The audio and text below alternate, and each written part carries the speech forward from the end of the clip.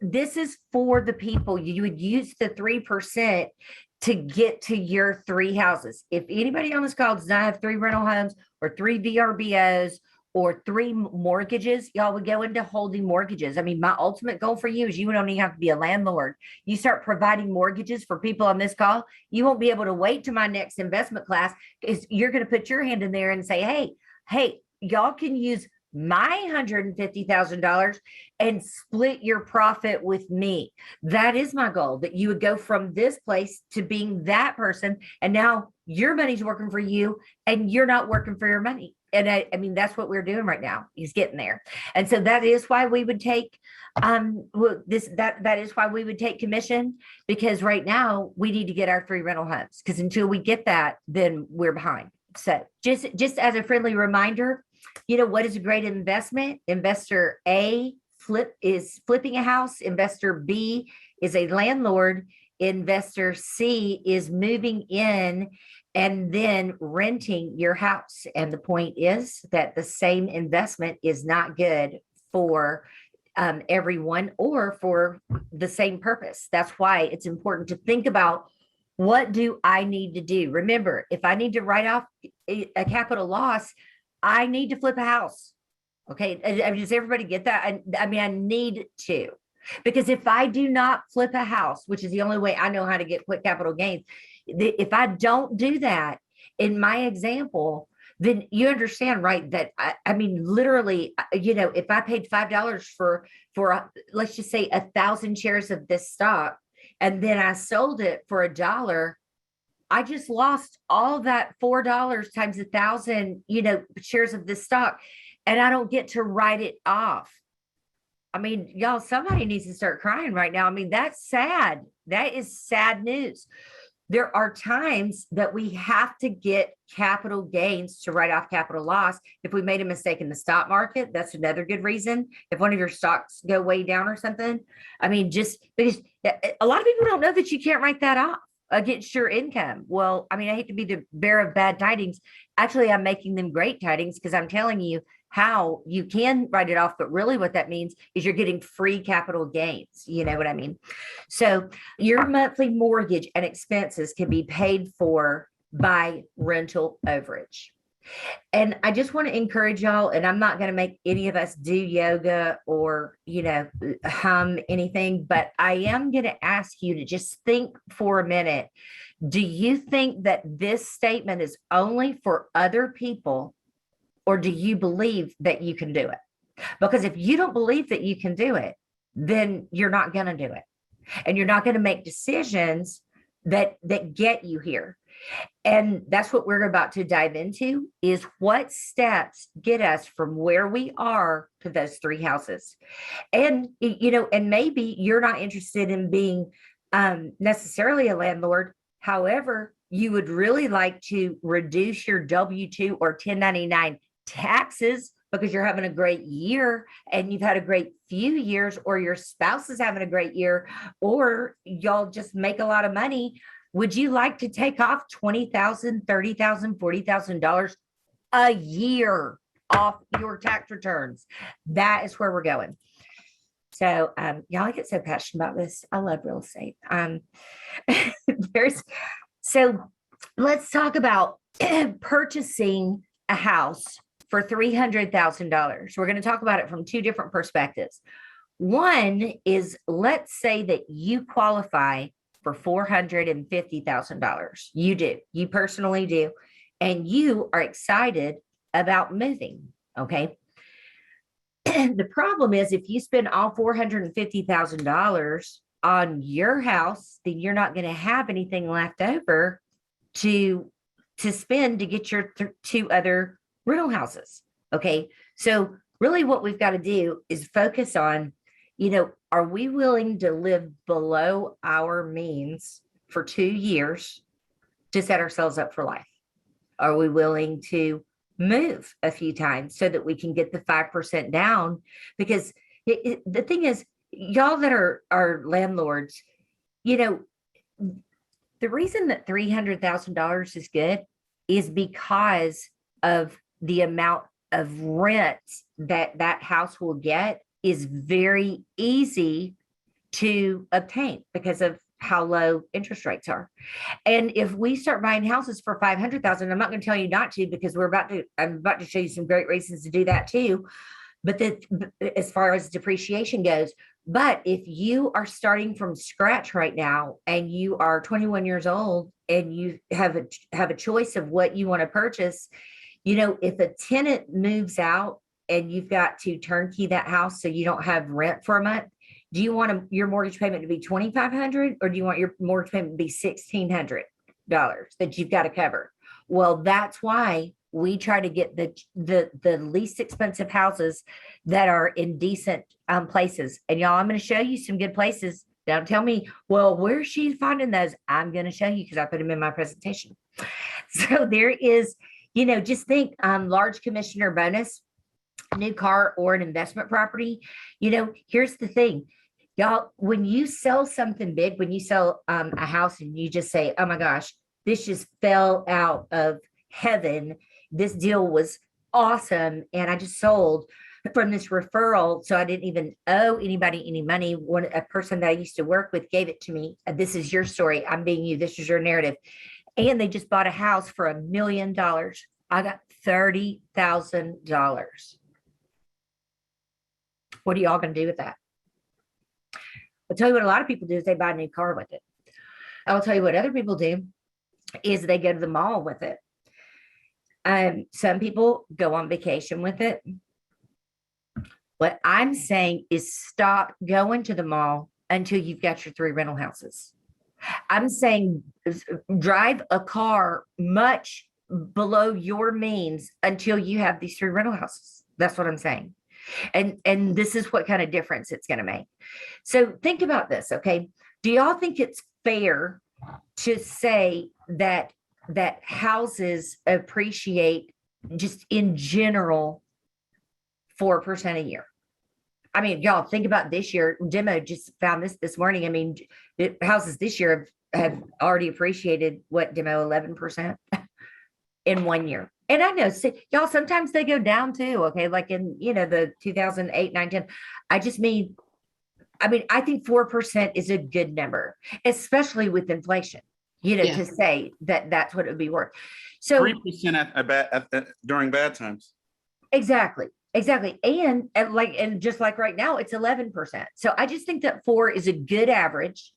And so y'all, do you know what? Sometimes, especially the younger generation, and I'm not saying that to be ugly. I'm just saying that, it's the now generation. You know what I mean? Just I want everything right now. You see, what we forget is the value of our home that we're renting. So let's say that we have 3 houses that are $300,000. Okay, because that's our goal. So if they all 3 are appreciating, we're going to talk about depreciation in a minute, but 5 years later, those 3 houses are going to be worth $360,000. Okay. So what we need to think about is, what is it that we're doing with our money that is better than this? Because y'all, we're going to add these numbers together in a minute, but 20 years later, then it's, almost doubled in value. And so when we start to add together, if we're looking at, 3 rental properties, 5 years, that's $180,000. The 3 rentals. Okay, so let's say this. Let's say that each of the 3 rentals, I told y'all I was getting my nerd on with numbers, right? If each of the 3 rentals took you 20 hours a year to maintain, you see, do y'all get what I'm saying? Like if a tenant moved out and you had to, go over there and repaint or whatever you had to do, take new calls, run credit to get new tenants. I mean, seriously, 60 hours, I think is extremely, high as far as what you would actually spend on it. But I just wanted to be realistic. So really that would be paying you $1,000 an hour for your time. That's what appreciation would pay. Excuse me, Michele. Yes, sir. I noticed that you're not, especially like for someone in their 20s and they're a first-time buyer, Mm. how come you're not talking about duplexes or quadplexes? Far as far as I getting still, well, you know what? I'm really glad you brought that up. I'm a big fan, especially of the duplex, and I really like the quadruplex. Do you know why? So thank you so much. I'm a big fan. And do you know why I'm a big fan? Why? Because you obviously know about them. So why are we big fans of the because you quad and the duplex? qualify for 5% down Yes, sir. first property? Yes. So y'all, I mean, listen, there was one in Gainesville that one of our agents had listed just a few months ago. And I mean, it was incredible. And it had, even though it was a nasty exterior, the exterior was painted a nasty green, you know, and it would have had to be repainted. But besides that one thing, that, you know, it was great. And, you know, it was in Gainesville and it would easily cash flow. And there were two new air conditioners, one on each side, and there were already tenants in them. But what if there was only a tenant in one of them so that you could get a primary residence loan? So I'm really, thank you for bringing that up. Duplex and quad. Does everybody understand that? Hey, remember this too. If anybody's been in the military or your spouse was in the military, you know, let's not forget that we can use our VA loans over and over and over. It's not just one time. You know, as soon as I got out of the Army, I bought a townhouse with my VA loan with 100% financing, but you know, I no longer have that. I mean, that's when I was 20 years old, but I could go back and use my VA loan again right now if I wanted to. So so thank you for bringing that up about the duplex and quad. So you know what we have to remember. So y'all, we're about to switch into some numbers. So if you know need to take a big gulp of caffeine, we're going to dive in. Okay, just really, we're going to get our nerd on together. But tenants can be choosy, you know, when there's a high supply of rental homes. And so, what are some things that we can do to make tenants choose our property? Okay, I'm going to share with y'all, and these are not magic words or anything. And I certainly prayed too. Okay, I'm going to throw that in there. You know, just that God would bring the right tenants, because a lot of times you don't know when they're not the right ones until, unfortunately, it's too late. But you know, when we use words like fresh paint, and so what I would always say is extra clean. Extra clean. You're welcome. Okay. So if anybody else wants to share some things that they have used, because y'all think about you being a tenant for a minute. I don't care if you've been a homeowner for 25 years, think about being a tenant. Here's the thing. How many rental homes are extra clean? Not many. But can I tell you something? Mine are. I mean, seriously, I mean, I'm a clean freak, but once I lease it to you, I'm never coming over. So, you know what I mean? Like, I'm a very low maintenance landlord. I mean, I'll come over if you ask me to fix something, but I mean, I leave people alone, but I do think it's very respectful to give, you know, to provide an extra clean house to tenants. But I think that just being able to say that in your ad means that you understand that that's important, you know, and I feel like they feel respected. Michele, it's Yes, Charlotte. ma'am. One thing I always did is I paid for the pest control, which also gave me an excellent opportunity 4 times a year to go into the home I like that. and look at it to see what was going on. And because I had tenants who, though they had a lawnmower and said they would mow, they never did, I included the yard maintenance. I charged more, but I had those 2 items that were taken care of. I think And I that's got it. better person. And I think that's a great thing. That and we actually go through just a template of the standard lease that I use in the next class. But you know, I just I want have to it and I use it. Oh, good. Yay. That's my Because y'all, you know what? It's a living document. Okay. Just what she just said, that example about the yard. You know, the first thing I thought of is I was like, you know, that's a great thing to actually put in the lease agreement that just says that the tenant agrees to either A, you know, keep the yard cut or whatever, or B, that they'll pay, you know, $200 a month for yard service or whatever it is.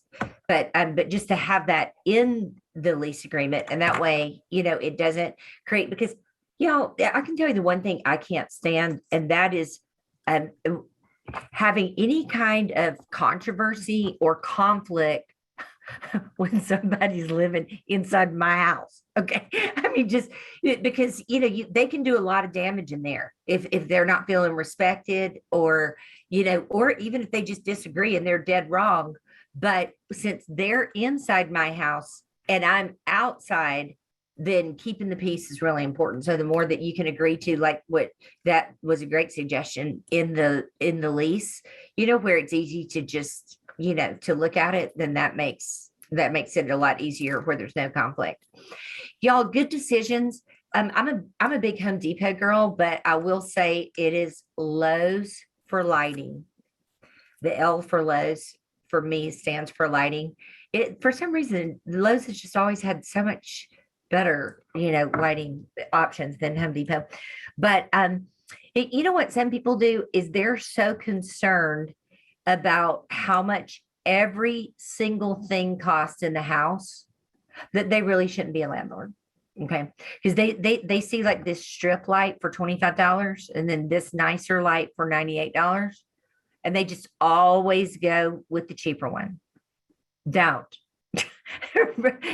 Don't do that. You know what? Just like bathrooms and kitchens sell homes, they also rent homes. Lighting rents homes. And the great news is about lighting is you don't have to replace it every time, but it certainly does make a difference. And that's the kind of differences that can make people choose your house over another rental. And even though this isn't like my finest work, but y'all look, I wish you could see on the other side over here, in the picture on the left, there was a hole right outside my shower. This house was in Buckhead that I bought, and there was a hole that you could see the ground right in front of the shower. The subflooring was gone, but of course I walked in, I'm like, it's perfect, But so this, even though this is only $800 because I didn't have to do a lot more because of the location of where this is. But y'all, it really does not take much if you don't have much to just change it. Just paint the cabinets. And listen, does everybody here know about end caps at Home Depot? End caps. End caps are where stores put things that are for sale, and it's outside their normal place. Do you know what Home Depot has a lot on their end caps all the time? Faucets. So instead of the faucet costing $320, it'll cost like $98 or $130 or something like that. So, at some point you may just get some and keep them. I mean, you can still return it there, but do you see this tile? That's another thing that Home Depot puts up on the end caps. And so, that flooring that you saw for the house that we flipped over this summer, that was on an end cap. I mean, y'all, there was what is that called? What is it called? LV? Is it LVT? LVP. Yeah, LVP. So it's great flooring and it's not wood, so it holds out a long time. It's great for rental houses too, because it lasts a long time, but it's super sharp and you don't have to change it out every time like carpet. But y'all, I literally got it for like $1.80, and there's one that looked just like it, but it wasn't on clearance, and it was like $8.20. So I mean, just always look for stuff on sale. I mean, spend money where you have to, which is things like, really nice lighting. So when we think about the opportunity of a landlord, we're going to talk about depreciation for a minute. So this is for my rich folks who make money, and you don't even want the hassle. You do not want the hassle being a landlord. You're like, wow, well, you know what? I've already done what I need to do, and I am set up for retirement. Well, guess what? I think you probably hate. I think you probably hate how much you pay in taxes every year if you're making over $100,000, because it stinks. It stinks. And so, when we're looking at what we can do, or if a spouse is W-2'd and has a large paying job, you can still, because you are 1099 and you have a real estate license, then you would still be able to write off the depreciation because you're on a joint tax return, with that person. So Listen, I mean, if anybody, I did have one person tell me this one time when I was teaching this class. They go, so, I mean, I should totally put that like on my dating profile, online, that, that a person could actually write off their, due to depreciation. So, depending on what website, that she's saying, hey, this is what she's bringing to the table, that you could start right off depreciation if you married her. But there's we're going to talk about the tax benefits of depreciation. So we're going to stick with our $300,000 sales price. Okay. Typically it uses 80%. That's what the IRS will use. And when I say 80%, it's taking 80% of the sales price because the land cannot be depreciated.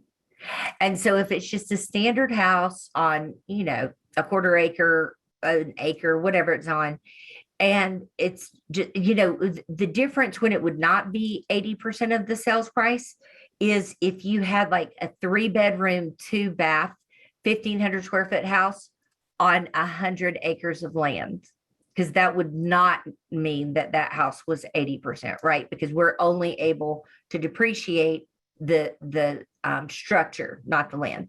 So anyway, 80% is $240,000. Okay. 27 and a half years is how long we can depreciate residential investment property. So 240,000, you see where we got that number, right? Divided by 27 and a half years is $8,727 every year for 27 and a half years that you get to write off your taxes. So I want you to think about right now, let's just say that your spouse makes $100,000 and all of a sudden you have 1 rental property, 2 rental properties, 3 rental properties, okay, 5, 10. I mean, y'all, do you understand that you could literally not have a tax bill? Okay, I want to make this point, and listen, if anybody has a question, unmute, because we're going to build on this. So I want us all to be sure to get this. Do you understand what that $8,727 is? It means that if you had $100,000, I'm just using 100 because it's easy math.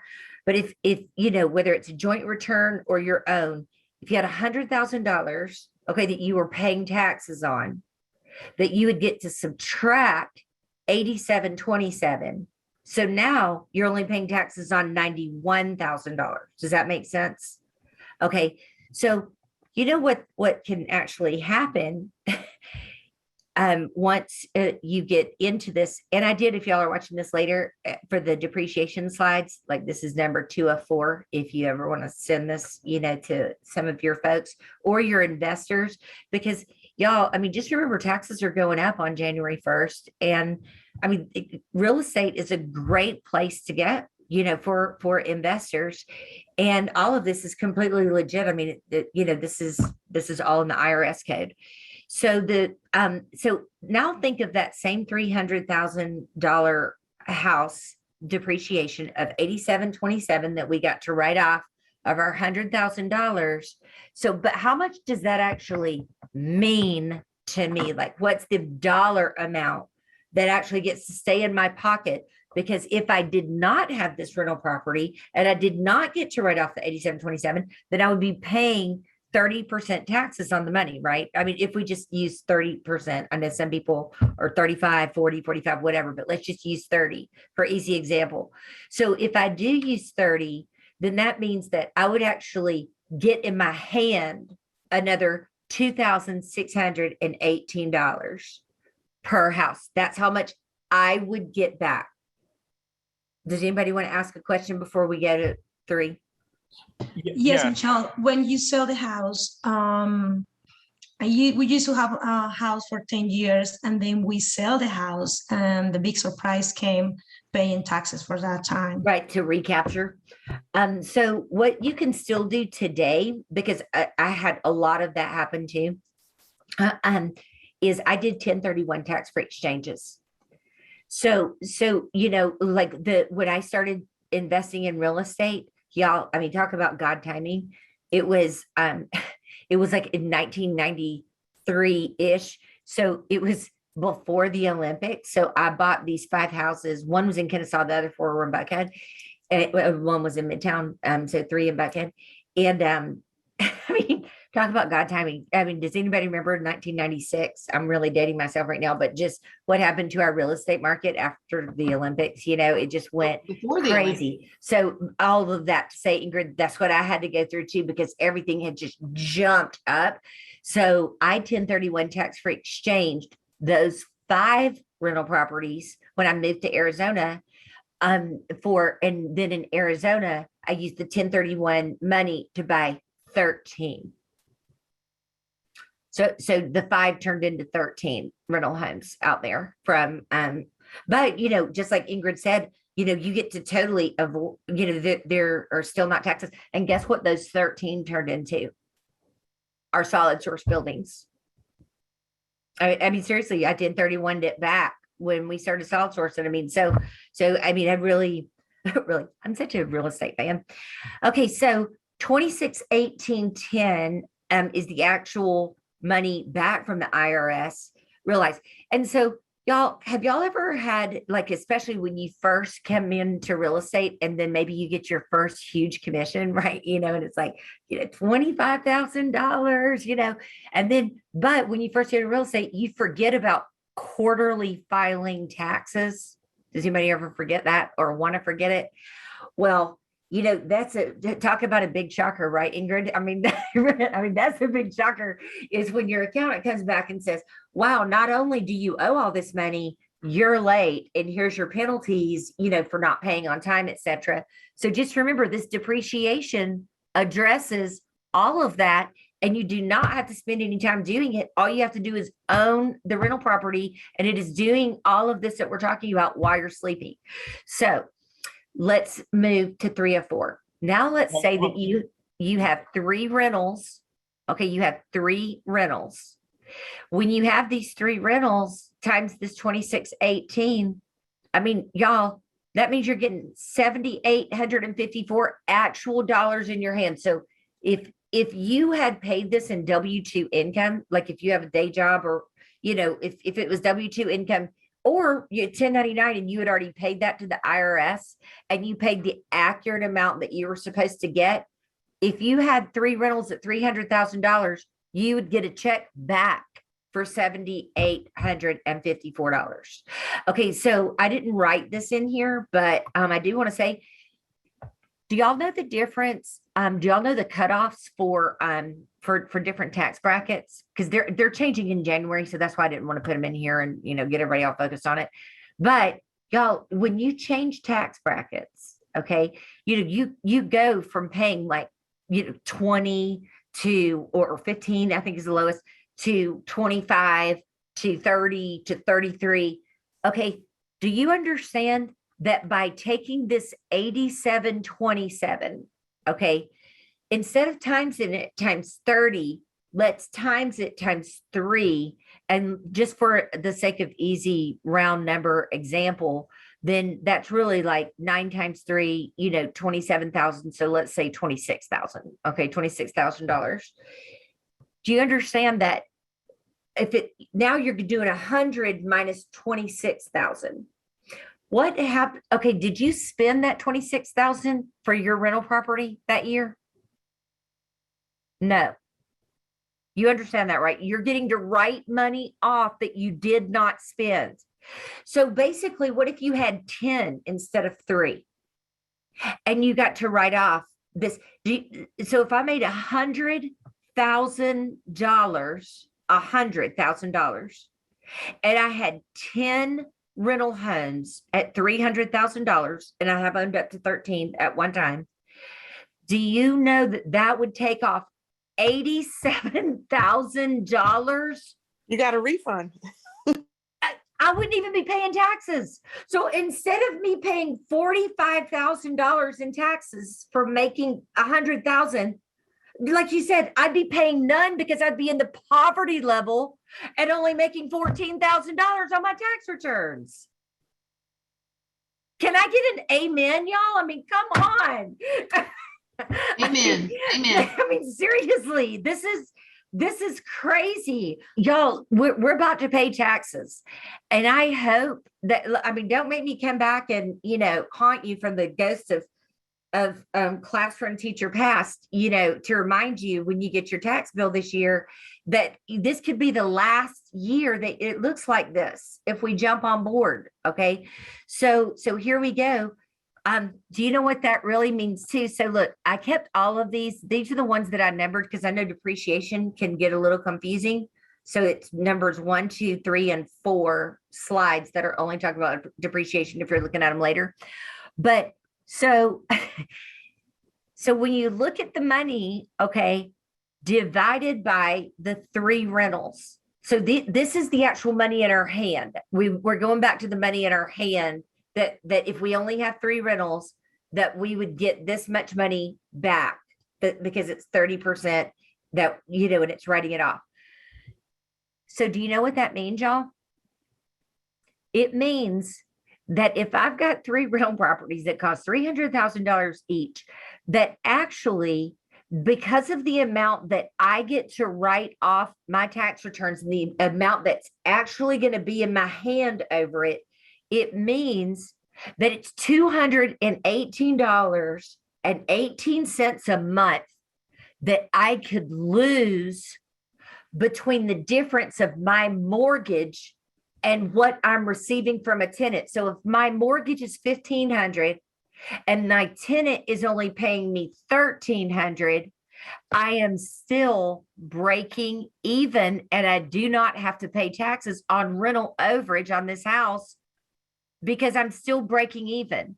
Does this, y'all, people miss depreciation. And I'm telling you, if you can start talking about this to your investors, you're going to have so many clients truly that you're going to be just referring to people because you're just going to take the people who are buying the most of the most expensive stuff. Y'all, this is all just accurate information. This is not cheating. This is nothing. I mean, this has always been the law. It's just that people don't know that this is available. And if you're really working with a client that is going to go in, heavy, then maybe, if they've got a day job too, maybe they just tell them to get their real estate license and hold it in a referral company, so that they can write off depreciation, because if they make a lot in W-2 income that's not real estate, then they can't write it off. See, that's the reason people want to put it on their dating profile. So, okay. So remember this, okay? 218.18. So really, if you are breaking even, so if your mortgage is $1,500, you're getting $1,500 from your tenant, it really means you're getting $1,700, right? Because of the depreciation, we can't just separate it and say, oh, it's so cool, I got depreciation. No, we need to look at it, because if you don't look at it, you know what you're going to say next year? You're going to come to this class and be and rain on the parade and say, well, gosh, I got one, but then I never could get enough rent to cover my mortgage. Well, did you count depreciation? Did you count appreciation that your house is going up 4% a year? And listen, y'all, I mean, let's all be for realsy here for a minute. Our house is really going to be going up 4% next year? Probably not. Okay. I mean, let's be real. I mean, do you know why? I mean, y'all, the government prop up, like we were saying earlier, of the moratorium on rent and moratorium on foreclosures has stopped the normal ebbs and flows of our market. And we have to shake that out. We've got to shake that out. And the free money that people have been getting in the mail has made a lot of people buy houses that maybe wouldn't have bought houses before, and it's pushed the prices way up because it's just free money. Okay. So now that hopefully all of that is just going back to normal, where our economy can just get back on steady footing, then that is going to make, in my personal opinion, next year will not be a year to look and see, the 4% appreciation. But y'all, which houses, okay, for a special credit right now before we move on, which houses will go up 4% in value next year? Just in general, which houses? New construction, maybe? New construction could. What about the Entry level home. yes, yes, it is entry level. It is the cheap homes, y'all. And I don't mean cheap homes in a nasty neighborhood. I'm talking about Cherokee County, and that's where I'm going with you right now. I'm going to Gwinnett. I'm going to Cherokee County. I'm going to Henry. So here we go. Because here's the thing, the cheapest homes get drug up. You know how it's all, y'all, we're real estate agents. We all know it's great to have the smallest home in the neighborhood because you just get brought up with it. You know, you just get brought up with all the other homes. You know, the worst house in the neighborhood is the most expensive house in the neighborhood. Because I hope you're happy there because you're never going to get your money back out. So that, I mean, you know, never say never, not to say you couldn't, but I mean, it'd be hard. So this is the question, even though it came at the beginning of the class, we were talking about, is this a good time to buy houses? Okay, is this a good time to buy rentals? Is this a good time to invest in real estate? So I'm going to show you why it is. All of these numbers just came, and I just pulled all of these off census.gov 2 days ago. Okay, just so that I would have fresh information, and I want you to see, and I'm putting the actual website on here so that you can just, so that you don't have to try to find it. But here's the thing, y'all. I'm not talking about, I want to get off the topic of the fact that we all probably in real estate think that most houses, especially $500,000 net, are not going to experience a tremendous increase. And y'all, but let's think about it realistically. I mean, what if they did? I mean, I thought, quite frankly, I thought the market would have been flooded with inventory in October because the foreclosure moratorium ended on September 30th. So seriously, I mean, I just thought October, it was just going to be, you know, crazy. And I mean, people are still somewhat waiting. And so what y'all, we do have some good ideas that we're going to be sharing with you next month on getting folks to sell their houses. But anyway, will rents increase? So population has already happened. Okay. The population has already happened. And by that, I mean that the people that we're about to look at on the census have already been born. It does not matter that they are 12 years old and cannot get a mortgage. In 10 years, they can. I am not asking you to buy a house for 2 years when they would only be 14. I am asking you to buy rental property and hold it because it's going to change your life 5 years, 10 years, 15, 20 years from now. And that's what's going to happen. So the population that we're about to refer to has already happened. And you're about to see what people, like what's going on in Georgia and why it's a good time to invest. This is an interesting, I just did a snippet of this off the census website, but look at this. I mean, this is for the US population. Look, see y'all, just October 17th. Hot and fresh info. But components of population change: one birth every 8 seconds, one death every 11 seconds, one international migrant every 670 seconds, net gain of one person every 29 seconds. Do we think that rents will increase? So here we go. Yeah. So Yeah. this is, I would take a picture of this with your phone. Okay. So you can look at it later. I mean, you're welcome to just go to census.gov and find your own way around. But if you just put in this exact website, it'll take you here so that you can enter, like it starts with the United States and then you can put Georgia, then you put like, so this is what I did. I looked at a lot of different counties. I did not put Fulton in here because Fulton is a joke because of how large it is and where all it goes. So it really doesn't tell us, you know, what, I mean, information like these do, because these are just more narrow and we know where we're talking about if we say Cherokee County, because I mean, it's, these others are just regular shaped counties. So I just took, you know, north, south, east, and west so we could check out what is going on. Okay. Let me tell you the reason I did county instead of city. Because in the county, it allows you, see that very bottom, the very bottom criteria, it says how many building permits in 2020. So you can also pull this information by city but then it does not give you the building permit. So I just did this for this class, but I think personally that this is a great uh, just marketing tool to use, especially if you're working with folks who are out of state. But okay, so when we see this, do you see from 2010, the census is always behind. There are some numbers you can get on there that are 2020 numbers, but mostly, even when I put numbers in before, it's replacing all of the ones when I taught this before. And it's always, about a year and a half behind. And there could be some people on this call that, and I won't ask you to expose yourself, but a lot of people are against filling out the census. And so, these are the census that are filled out. And so I'm not a huge fan of the census, to be honest with you, even though I am a fan of this information. So the housing units, when we see what kind of growth that these places have had, that top blue line, the population percent change from 2010 to 2019, that's a lot of growth, don't you think? I mean, it's hard to look at how much growth has happened in a 9-year period.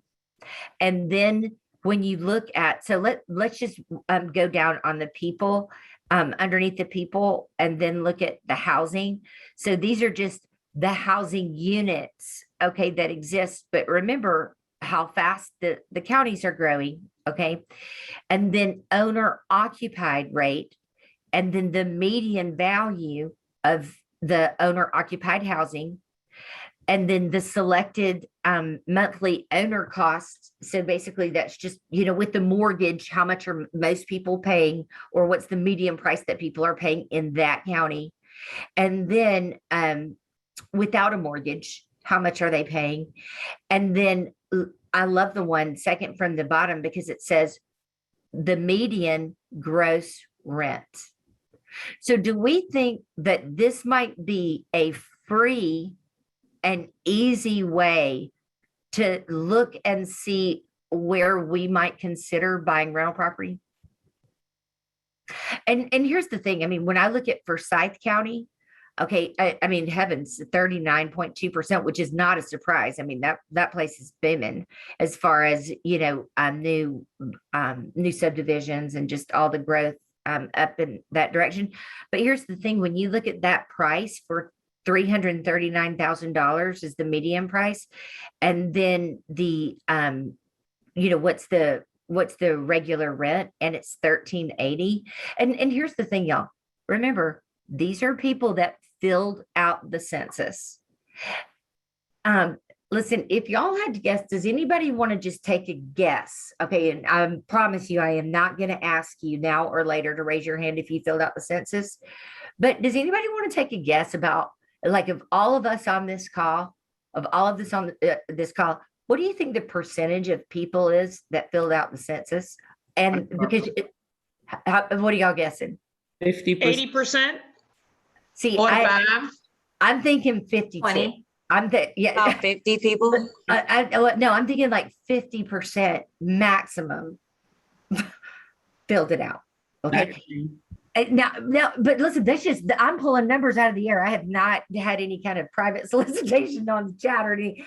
This is just a good starting point, this census. Okay. Because we just need to remember that is certainly not going to be everybody. It's the people that filled it out. So there's also housing demographics, and all of these are just on these drop downs. Can I tell you the reason I like these is because see where it says living in the same house 1 year ago, and then also language other than English spoken at home. So I just want to say, like Ingrid, Ingrid can speak Spanish. Do you know what a blessing that is as a landlord to be able to speak Spanish? Because it just broadens your market, extraordinarily. So maybe if Ingrid is going to buy 3 rental houses, it may interest her to know where people do speak Spanish so that she can speak Spanish and be a great landlord. Because of course, you remember how we were talking about the unique selling proposition and what makes someone pick your rental home above someone else's? Well, being able to communicate with them, that would be a huge way. And so I mean, I just love the information listed on the census website, because I think it helps us as landlords make decisions when we're just getting started about where we might want to narrow down and start our search. Because y'all, if you live in Cherokee County, I don't care how good the deals are in Henry County. Are you really going to buy a house, that is 2 hours away from you and have to go down there every time the toilet's backed up? I'm not. I mean, I mean, I'm definitely not going to do that. So there are reasons that there could be great deals in some of these places, but you're not interested, because I am a big fan of having rental properties around each other and then around me, so that I'm just not having to drive all over the place. Even though I will tell you, kind of like the game of roulette, how some people like to play red or black or odd or even in roulette, if you ever go to Vegas. Well, what I did when I bought those 13 houses, from the 5 houses that I sold in 1031 tax-free exchanged out to Arizona, I bought houses around the city.